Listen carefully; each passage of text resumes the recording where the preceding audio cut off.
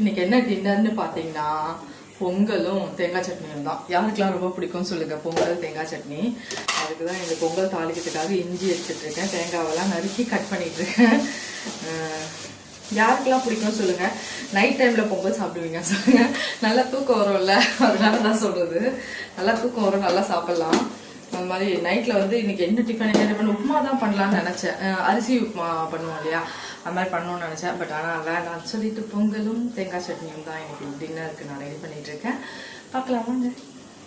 நல்ல தேங்காவெல்லாம் பல்லுப்பெல்லாம் நறுக்கிட்டேன். 3 பச்சை மிளகாய் எடுத்திருக்கேன். நெக்ஸ்ட் வந்து கருவேப்பிலை, பச்சை கருவேப்பிலை எடுத்து பொங்கல் தாளிச்சிங்கன்னா அவ்வளோ டேஸ்ட்டாக இருக்கும்.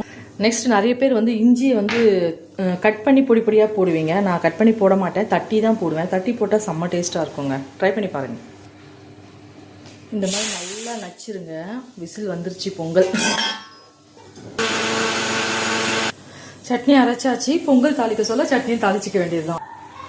பொங்கல் தாளிப்புக்கு எடுத்து வச்சாச்சு. மிளகு, சீரகம், முந்திரி, இஞ்சி, கருவேப்பிலை, அடுத்தது வந்து பெருங்காயம்.